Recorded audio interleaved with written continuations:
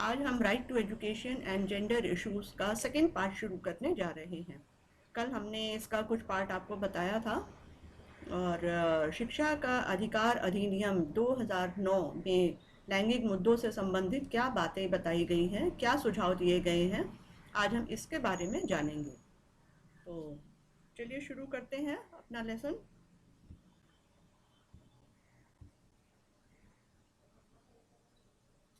Suggestions for girls education, बालिकाओं के शिक्षा के लिए कुछ सुझाव। इस बिल में आरटीई एक्ट के बिल में क्या सुझाव दिए गए हैं बालिकाओं की शिक्षा के लिए, उसके बारे में हम जानेंगे। तो to make this bill a success in view of girls education some suggestions can be. बालिकाओं की शिक्षा को ध्यान में रखते हुए इस बिल की सफलता के लिए कुछ सुझाव हैं जो इस तरह से हो सकते हैं। सबसे पहला है, this bill states free and compulsory education for every child between the age group 6 to 14 years. ये बिल सभी के लिए निःशुल्क और अनिवार्य शिक्षा की व्यवस्था करता है जो कि 6 से 14 साल के उम्र आयु वर्ग के बच्चे हैं। यानी 6 से 14 साल के सभी बच्चों के लिए निःशुल्क और अनिवार्य शिक्षा की व्यवस्था इस बिल के द्वारा की गई है। Here again, girl child education should be taken care of, and there are number of chances that it is she who can be sacrificed against education on her brother when there is need in family related works at home.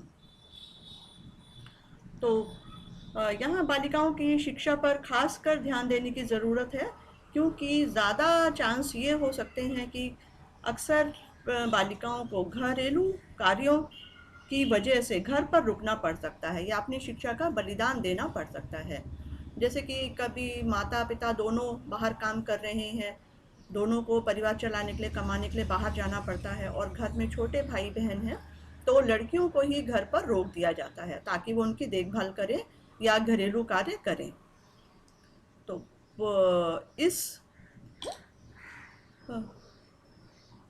हाँ, तो this can be done through awareness programmes about the necessity and importance of girls education. तो हमें बालिकाओं की शिक्षा पर खास ध्यान देना है और इस कार्य को हम कैसे कर सकते हैं, इसको हम जागरूकता कार्यक्रम चलाकर बालिकाओं की शिक्षा की आवश्यकता और महत्व के बारे में उन्हें जागरूक कर सकते हैं। कि हम इस तरह के जागरूकता कार्यक्रम चला सकते हैं कि बालिकाओं का शिक्षित होना कितना ज़रूरी है, उनको उसकी ज़रूरत और उसके महत्व को बता सकते हैं ताकि बालिकाओं की शिक्षा में कोई रुकावट ना आए और माता पिता उन्हें घरेलू कार्यों की वजह से उनकी शिक्षा में कोई रुकावट ना डालें। तो इसके लिए हमें इस बिल में खासकर इसके लिए इंतज़ाम किया गया है कि बालिकाओं की शिक्षा में कोई रुकावट ना आए। दूसरा है, discrimination with the education system must be abolished and education materials and process must not only refrain from in reinforcing gender discrimination. They should also actively combat it, and this can be achieved through change in curriculum, not highlighting the gender defined roles such as collecting firewood, childcare, and domestic tasks, etc.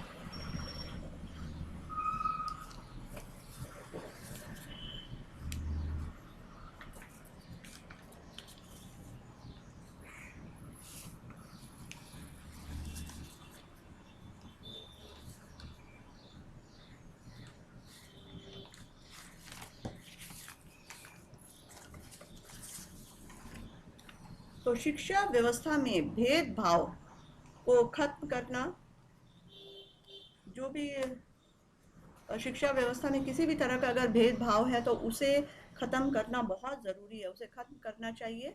उसे कैसे हम ख़त्म कर सकते हैं, तो शैक्षिक साधन और शैक्षिक प्रक्रिया को न सिर्फ लिंग भेद को दूर करने के लिए इस्तेमाल करना चाहिए बल्कि इन्हें क्रियाशील रूप से इसका विरोध भी करना चाहिए। तो हमारे जितने भी शैक्षिक संसाधन हैं या साधन हैं जिनके द्वारा हम शिक्षा देते हैं और या हमारी जो भी शैक्षिक प्रक्रिया है, शिक्षा देने की जो भी कार्य प्रणाली है, उसका इस्तेमाल हमें लिंग भेद को दूर करने के लिए किया जाना चाहिए। तो ये पाठ्यक्रम में बदलाव लाकर और लिंग संबंधी भूमिका को उजागर न करके किया जा सकता है। लिंग संबंधी भूमिका जैसे कि लकड़ियाँ इकट्ठा करना या बच्चे की देखभाल करना या फिर घरेलू कार्य करना, जैसे ये सब कार्य महिलाओं से या बालिकाओं से संबंधित माने जाते हैं, महिलाओं से संबंधित माने जाते हैं। तो अगर हम पाठ्यक्रम में इस तरह की भूमिकाओं को हाईलाइट ना करें तो हम लिंग भेद को दूर कर सकते हैं। तो इस तरह के कार्य जो खासकर किसी लिंग से जुड़े हो, उस तरह के कार्यों को पाठ्यक्रम में नहीं दर्शाना चाहिए। पाठ्यक्रम में उस तरह के भूमिकाओं को नहीं हाईलाइट करना चाहिए कि ये काम सिर्फ बालिकाओं का है या ये काम सिर्फ महिलाओं का है। इससे लिंग भेद और बढ़ता है। तो उस तरह के उदाहरण, उस तरह के रेफरेंसेस को पाठ्यक्रम से ख़त्म करना चाहिए। नेक्स्ट है awareness programme for parents, community, school faculty with regard to importance of girl child education and also about this bill must be focused.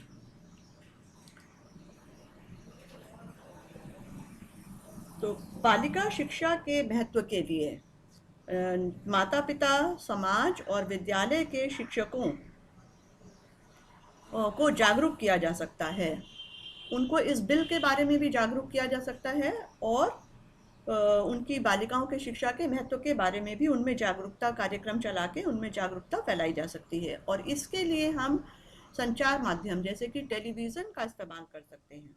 अक्सर टेलीविज़न पर इस तरह के प्रोग्राम दिखाए जा सकते हैं जो महिला सशक्तिकरण को दर्शाते हैं या महिलाओं की अच्छी स्थिति को दर्शाते हैं समाज में।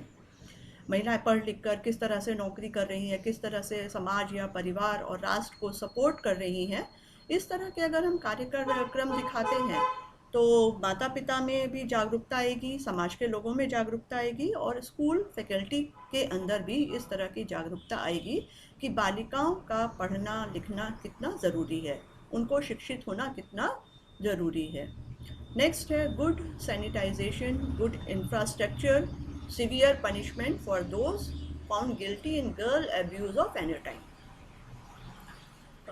स्कूलों में अच्छे शौचालयों की व्यवस्था, अच्छी संरचनात्मक सुविधाएं जैसे बिल्डिंग है, लैब, लाइब्रेरी, प्लेग्राउंड, फिर उनके लिए अलग रूम, कॉमन रूम की व्यवस्था आदि होना बहुत ज़रूरी है। और साथ ही साथ बालिकाओं से किसी भी तरह की छेड़छाड़ करने वालों के लिए कड़ी सज़ा होनी चाहिए, कड़ी से कड़ी सज़ा दी जानी चाहिए। अगर कुछ भी गलत बालिकाओं के साथ होता है तो उन्हें कड़ी से कड़ी सज़ा दी जानी चाहिए, उसका इंतज़ाम होना चाहिए। और इसके लिए power to be exercise by national commissions for protection of child right in pursuance of provisions of this bill can serve the purpose. तो इसके लिए राष्ट्रीय आयोग द्वारा बच्चों के अधिकार को बचाने के लिए इस बिल में दिए गए प्रावधान के तहत शक्ति का प्रयोग करना चाहिए। उसको राष्ट्रीय आयोग को अपनी ताकत का इस्तेमाल करना चाहिए ताकि बच्चों के अधिकार की रक्षा की जा सके। यानी लड़कियों के साथ अगर कुछ गलत हो रहा है, कुछ भी हो रहा है, तो इसको राष्ट्रीय आयोगों को इसके लिए अपनी ताकत का प्रयोग करके उनके खिलाफ कड़े से कड़ी कार्रवाई की जानी चाहिए। Next, a girl should be given opportunities and facilities of freedom and dignity. Their protection against exploitation of any type must be ensured by the school authorities. तो बालिकाओं को आज़ादी और सम्मान के साथ अपना स्वस्थ रूप से विकास करने का मौका मिलना चाहिए विद्यालयों में। उनको ऐसा माहौल दिया जाना चाहिए कि वो आज़ादी के साथ और अपने सम्मान के साथ स्कूल में अपनी पढ़ाई जारी रख सकें और पढ़ सकें। कई बार ऐसा होता है कि बच्चा उनके खिलाफ अगर कोई शोषण होता है या किसी तरह का गलत बात होती है तो वो स्कूल छोड़ देते हैं। तो इस तरह की कंडीशन नहीं आनी चाहिए। उनको एक हेल्दी एनवायरनमेंट, एक स्वस्थ वातावरण मिलना चाहिए ताकि वो स्वाभाविक रूप से अपनी शिक्षा प्राप्त कर सकें। और किसी भी प्रकार के शोषण से बचाना ये विद्यालय की जिम्मेदारी होनी चाहिए। विद्यालय को ये सुनिश्चित करना है कि किसी भी तरह का शोषण उनके खिलाफ नहीं होना चाहिए। फिर a girl should be given opportunities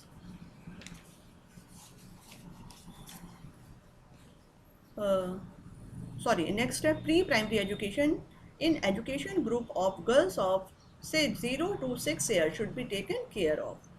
0 से 6 साल की बाल लड़कियों की पूर्व प्राथमिक शिक्षा पर खास ध्यान दिया जाना चाहिए, क्योंकि ये आयु, ये एज बच्चों के लिए बहुत महत्वपूर्ण होती है, खासकर उनके व्यक्तित्व के विकास के लिए, उनके पर्सनालिटी डेवलपमेंट के लिए। इसलिए 0 से 6 साल तक की उम्र की बालिकाओं की शिक्षा पर खास कर ध्यान देना चाहिए, पूर्व प्राथमिक शिक्षा पर।